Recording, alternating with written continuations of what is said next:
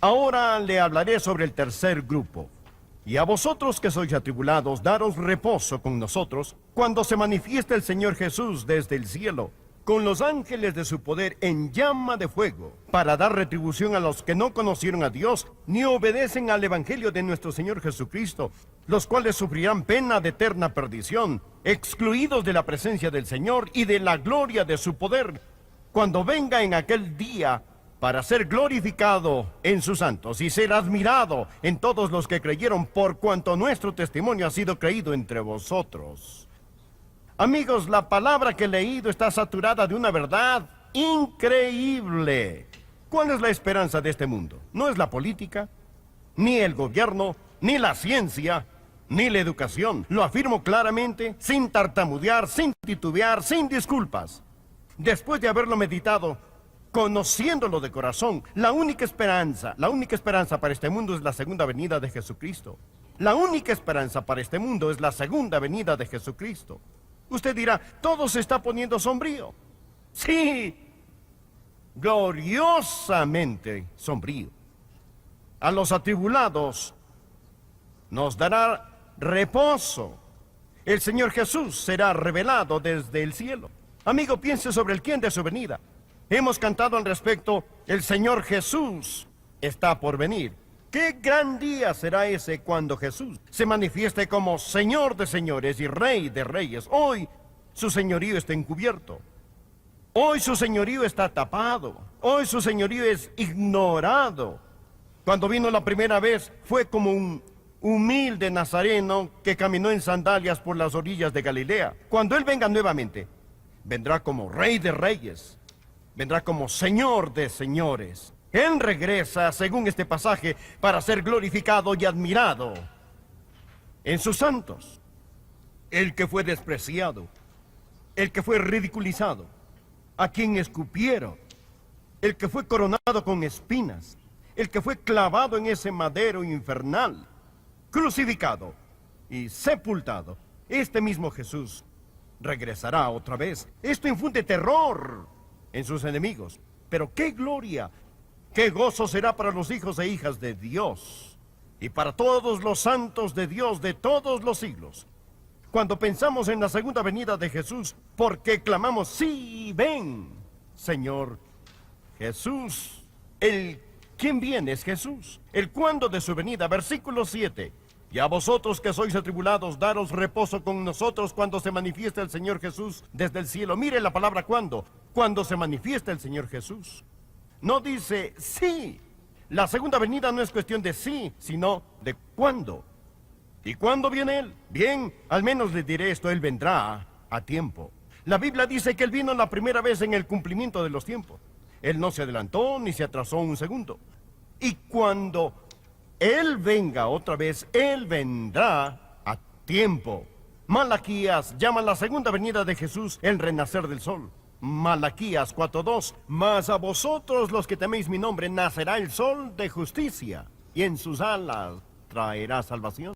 Permítame decirle esto sobre la salida del sol. Amigo, usted no puede adelantarla ni detenerla, ¿cierto? Así será la segunda venida de Jesús. Nosotros no podemos adelantarla, ni tampoco podremos detenerla. Mas un día, Jesús va a regresar. Él viene a remover las cortinas sombrías de la noche, a fijarlas con una estrella, a abrir la puerta de la mañana e inundar el mundo con la luz de su gloriosa segunda venida. ¡Qué renacer! Jesús regresa. ¿El quién de su venida? El Señor Jesús. ¿El cuándo de su venida? Él viene a tiempo. Y ahora, por favor, piensa en la maravilla de su venida. Versículo 10. Cuando Él venga en aquel día para ser glorificado en sus santos. Note la palabra glorificado. De hecho, esta palabra aquí es admirar. Literalmente, en el idioma griego tienen la idea de maravilla, de asombro. ¿De qué nos vamos a maravillar cuando veamos al Señor Jesús? ¿De qué estaremos maravillosamente sorprendidos y admirados cuando venga el Señor Jesús? Piensen lo que vamos a ver. De seguro vamos a maravillarnos de su transformador amor. Cuando nos veamos nosotros y todos los santos de los siglos, en un momento hechos como el Señor Jesucristo, veremos a los que eran tercos y odiaban a Dios, que fueron conquistados por su soberano amor. Otros que eran ignorantes y ciegos cuyos ojos fueron abiertos al evangelio glorioso de nuestro Salvador Jesucristo, otros que estaban endemoniados por el sexo, las drogas y el licor, que fueron limpiados. Veremos a todos los santos de Dios resucitar con cuerpos glorificados, como el cuerpo glorificado de Jesús. Él es profeta, sacerdote y rey. Nosotros seremos profetas, sacerdotes y reyes, como Él es perfecto. Seremos perfectos. Nos maravillaremos cuando veamos al Señor Jesucristo. Ni un vestigio de pecado quedará en mí. Apenas si puedo esperar ese día cuando sea hecho a la semejanza de mi Señor.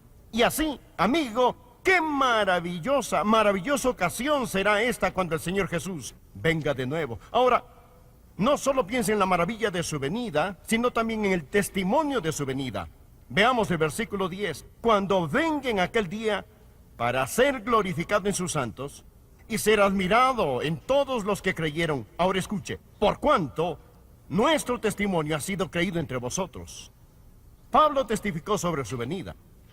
Les dijo a la gente, miren, el que vino está por venir de nuevo. Y ellos le creyeron. Y ahora han sido arrebatados para encontrarse con el Señor Jesucristo en el aire. El testimonio de su venida. Pablo constantemente daba testimonio de la segunda venida de nuestro Señor y Salvador Jesucristo. Era la nota predominante, junto con la cruz, de la predicación de los apóstoles. Que el que vino regresará. Pablo dijo, nuestro testimonio ha sido creído entre vosotros. ¿Lo cree usted? Espero que sí. Porque si lo cree, usted va a contárselo a otros. Por lo tanto, ¿de qué está hablando Pablo cuando dice, daros reposo con nosotros? Él habla sobre el quién de su venida. El Señor Jesús es quien se manifestará. Él habla sobre el cuándo de su venida, cuando el Señor Jesús se manifieste. Él habla sobre la maravilla de su venida. Él viene para ser admirado por todos los que creyeron. Y luego habla sobre el testimonio de su venida. Él dice, nuestro testimonio ha sido creído entre vosotros. Pablo simplemente nos dice, amigos, si usted es salvo, no se alarme a leer los periódicos que relatan todas las cosas que están sucediendo en la tierra. Y en lugar de decir, ¿qué está pasando con este mundo?, necesita empezar a testificar, miren quién está por venir al mundo, su nombre es Jesús. Aquí hay algo más que Pablo nos dice. Mencioné que hay 3 tremendas verdades en este pasaje. Número 1, usted no necesita ser atribulado. Número 2, no debe dejarse engañar. Usted no debe dejarse atrapar. Ahora, veamos el capítulo 2, versículo 1.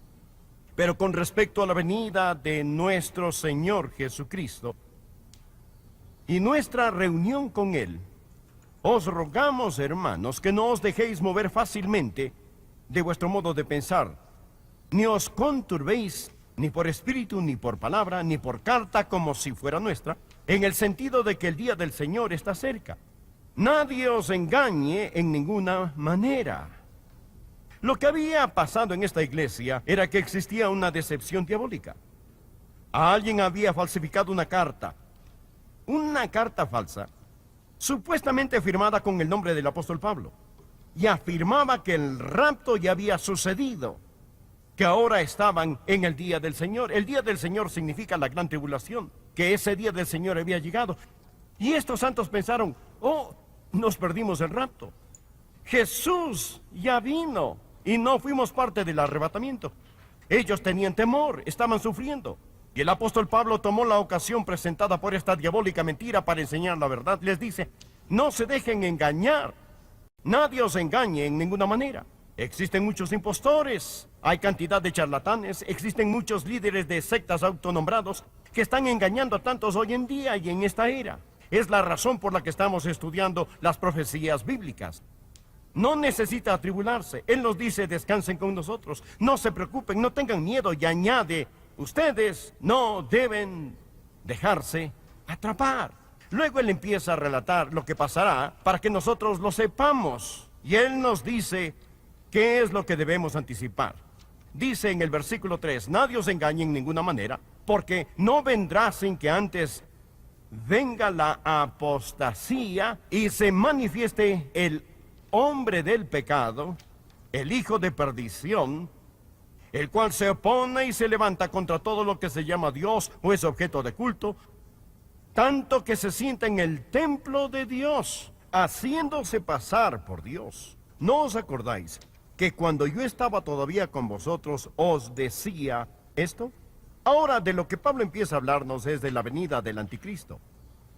Se le llama la bestia, se le llama el hombre de pecado, se le llama el maligno, aquí se le llama el hijo de perdición. Esto significa que le espera el juicio. El apóstol Pablo dice que para que nosotros podamos estar en el día del Señor, primero tiene que venir una rebelión contra Dios, una apostasía, y después vendrá el anticristo, la bestia, el hombre de pecado. En este pasaje se le llama el hombre de pecado. Le invito a leer una vez más en el versículo 3. Nadie os engañe en ninguna manera, porque no vendrá sin que antes venga la apostasía y se manifieste el hombre de pecado. Vendrá uno que será tan pecador que la Biblia lo llama el hombre de pecado. Y somos testigos de hasta dónde ha llegado la raza humana. Empezó con el pecado del hombre, terminará con el hombre de pecado. Él será el epítome del mal. Luego, la Biblia enseña que está por llegar un día cuando habrá una apostasía, una gran rebelión, y entonces este hombre de pecado, esta bestia, este anticristo, este hombre del mal, va a ser manifestado. Por favor, mire el versículo 3. Nadie os engañe en ninguna manera, porque no vendrá sin que antes venga la apostasía y se manifieste el hombre de pecado. La palabra manifieste aquí literalmente significa el que va a ser revelado, el que va a ser expuesto, el que va a ser descubierto. Ahora, si el rapto está cerca, significa que el anticristo está vivito y coleando sobre la faz de la tierra ahora mismo. Si el rapto está cerca, la bestia está aquí, esperando ser descubierta, porque hoy anda disfrazada, está encubierta, pero si el rapto sucediera hoy, entonces mañana o poco después será revelada. Ahora, cuando Jesús venga y el rapto tome lugar, siendo arrebatados para encontrarnos con el Señor Jesucristo en el aire, el Espíritu Santo que vive en nosotros va a ser sacado. Verá, ahora mismo la iglesia está llena del Espíritu Santo. Es una gran roca que obstruye la autopista satánica. Al diablo le fascinaría ver a esta iglesia desaparecer. Al diablo le fascinaría ver que este tipo de predicación cese, termine. Al diablo le fascinaría verlo a usted, a sus oraciones y al Espíritu Santo en usted fuera del camino, porque usted es un impedimento, usted es un estorbo. Porque ambos versículos hablan de un quién y un qué. El quién es el Espíritu Santo y el qué es la iglesia. Uno de estos días, en un abrir y cerrar de ojos, como lo hemos predicado antes, vamos a desaparecer de aquí. Y cuando eso suceda, el infierno estará de fiesta. Solo que hay quien al presente lo detiene hasta que él a su vez se ha quitado de en medio. ¿Qué es la iglesia? La iglesia es sal y luz. Sal y luz. ¿Qué hace la sal? La sal purifica, preserva y desinfecta. También arde e irrita. Nosotros somos la sal de la tierra. Y cuando esa sal sea sacada, entonces empezará la descomposición. Somos la luz del mundo. Cuando esa luz sea arrebatada, entonces la oscuridad envolverá este globo. Y cuando el Espíritu Santo que habita en la iglesia sea sacado, porque Él mora en su iglesia, el Espíritu Santo simplemente será a un lado. En ese momento, amigo, que el infierno estará de fiesta. Usted sabe, a la gente de este mundo, los que creemos en la Biblia, no les caemos muy bien que digamos. Piensan que somos un impedimento, que somos extraños, raros y tercos, un obstáculo para el progreso. Y uno de estos días seremos arrebatados de aquí. Uno de estos días desapareceremos. Y el que detiene el mal, el Espíritu Santo, ya no estará aquí. Y en ese instante, amigos, será como intentar hacer una represa para las cataratas del Niágara con palillos de dientes y tratar de detener el diluvio de maldad y el mal que vendrá sobre este mundo. Ese tiempo se llamará en la Biblia la Gran Tribulación. Desearía tener más tiempo para hablar sobre esto, mas continuemos con el tercer punto. El primer punto es este. Escuche. No debe ser atribulado. Segundo punto, usted no debe dejarse engañar. Digo con toda la unción y emoción de mi alma que Jesucristo está por venir otra vez. Aprende esto. Existen dos aspectos acerca de la segunda venida del Señor Jesucristo. Cuando hablamos de la venida de nuestro Señor y Salvador Jesucristo, la palabra literalmente es su llegada. Esto no habla tanto sobre un tiempo específico como sobre una serie de eventos que tomarán lugar cuando nuestro Señor venga otra vez. Primeramente, Él viene por su esposa. Y esa venida va a ser dulce y secreta. Segunda Tesalonicenses capítulo 2 versículo 1, miremoslo otra vez. Con respecto a la venida de nuestro Señor Jesucristo y nuestra reunión con Él, porque el Señor mismo con voz de mando, con voz de arcángel y con trompeta de Dios descenderá del cielo, y los muertos en Cristo resucitarán primero. Luego nosotros los que vivimos, los que hayamos quedado, seremos arrebatados en el aire. Primero Él vendrá por su esposa. Y luego, segundo, Él vendrá con su esposa. Primero viene en el rapto para sacar a todos los suyos. Segundo, después de la gran tribulación, Él regresará a esta tierra a gobernar y reinar con su esposa. Ahora, el versículo 8 habla de su venida, esta vez con su iglesia.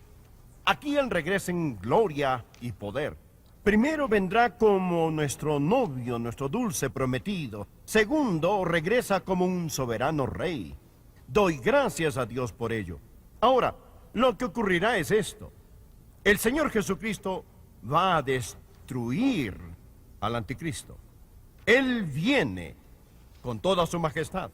El anticristo, como lo estudiaremos luego, tiene un número que Él dará a todos los suyos. Es el número 666. Hablaremos al respecto más adelante.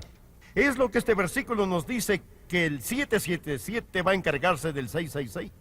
Es de lo que habla el versículo 8. Y entonces se manifestará aquel inicuo, el 666, a quien el Señor matará con el espíritu de su boca. Ese es el 777. Verá, cuando Jesús vino la primera vez, Él sufrió en vergüenza. Cuando Él regrese, Él vendrá a reinar en gloria.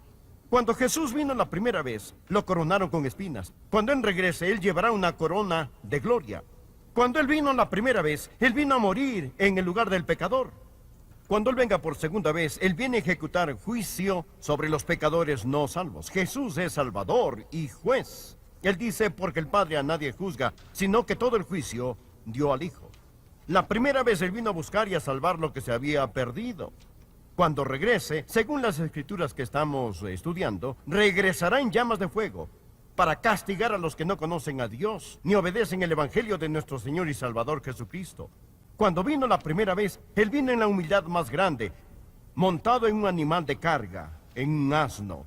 Cuando Él regrese, Él vendrá en